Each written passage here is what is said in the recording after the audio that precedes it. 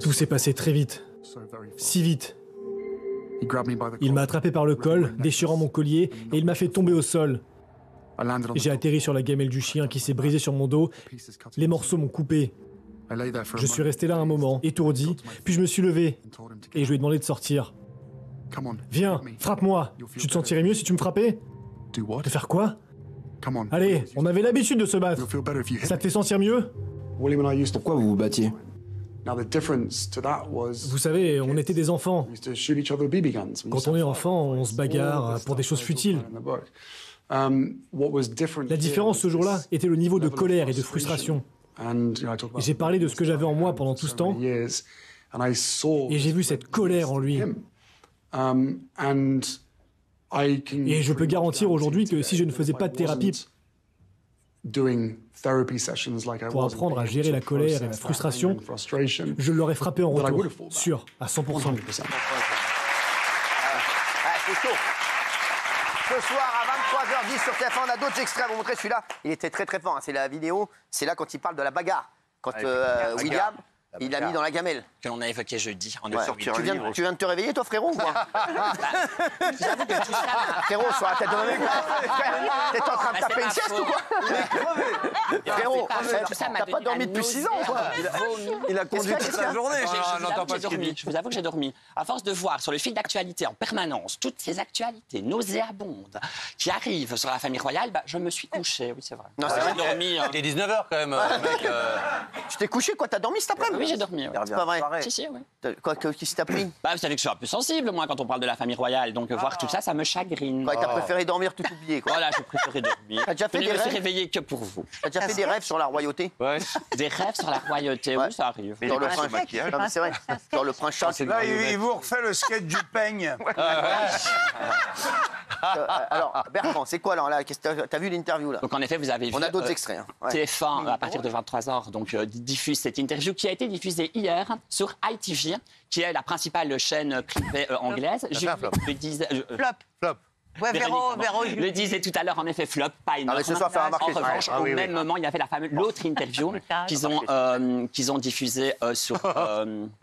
CBS, qui, elle, en revanche, a plutôt triomphé en Amérique. Alors, qu'est-ce que ça va être? L'interview de ce soir, elle va durer 1 heure. Et pendant 1 heure, eh bien, on va avoir un règlement de compte énorme. Un règlement de compte dans lequel c'est une campagne de promotion. Et dans 5 minutes, tu vas dire, mais qu'est-ce qu'on fait dans ma chambre? Il vend son livre.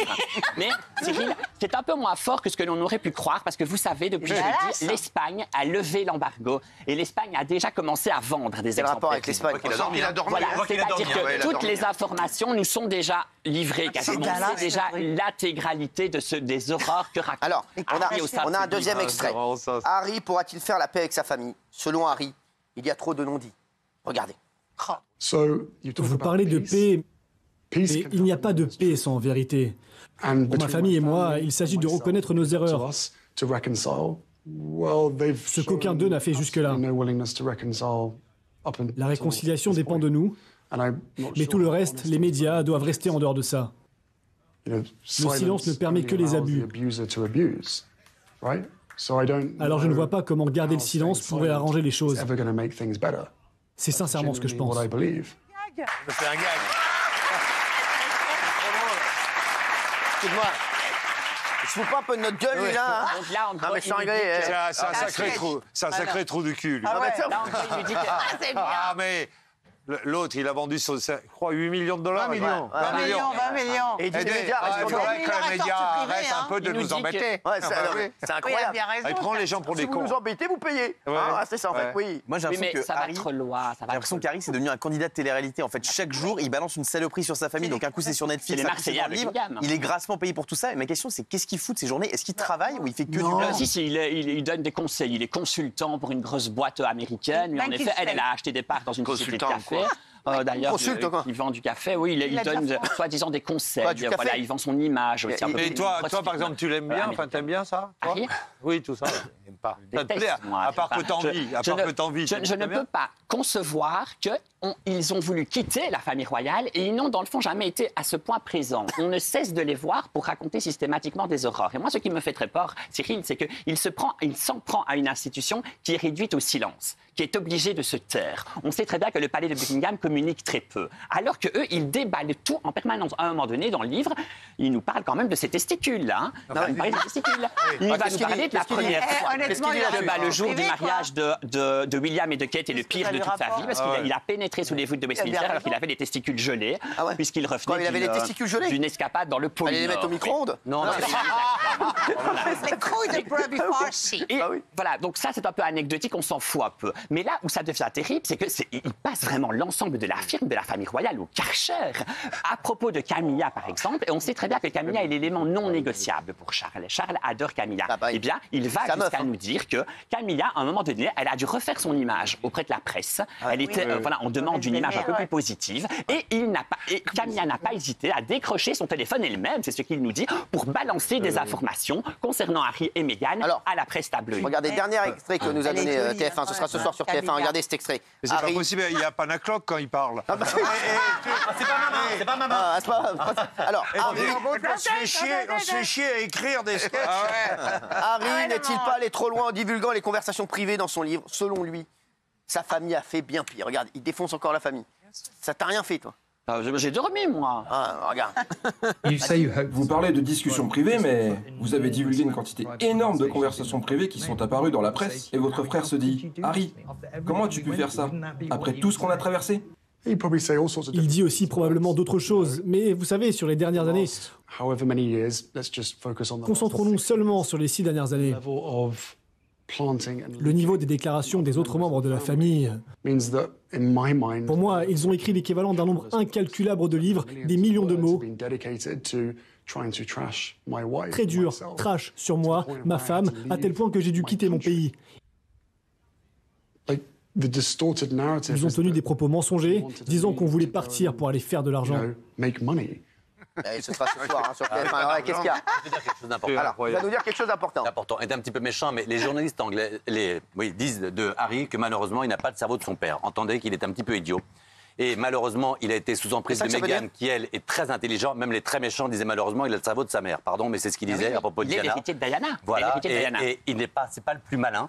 Il a été sous emprise de Meghan, qui elle est très intelligente. Mais non, je vous dis, c'est tout ce qu'il se dit. Et c'est vrai. Et aujourd'hui, ce gamin déballe tout. Et cette monarchie qui était la plus vieille d'Europe et la plus belle, tu as raison, aujourd'hui, c'est les anges de la télé-réalité. Et vraiment, Meghan, ça a été un hamburger au pays des Britanniques et ça a été une catastrophe.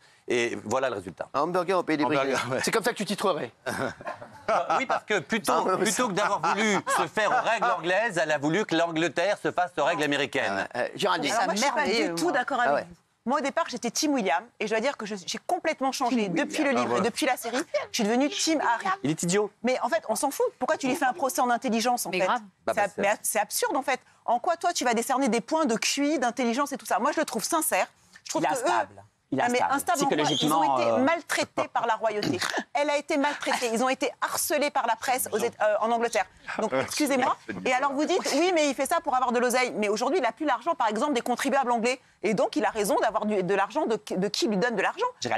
Moi, ce que je extraordinaire, c'est que ce soit un sujet, quoi. Je trouve vraiment que c'est extraordinaire. Parce que c'est quand même une comédie extraordinaire. Et franchement, c'est drôle. Moi, je m'éclate de rire. 10 millions d'exemplaires du livre. Et c'est pas un sujet. 10 millions. 10 millions d'exemplaires vont être vendus dans 16 langues. Donc, c'est quand même il aura le temps de se priver quand même. Un peu, mais il y a quand même un public qui est réceptif à ce genre d'actualité. Gilles Vernet. Je trouve que c'est un mauvais procès qu'on lui fait à Harry en le critiquant.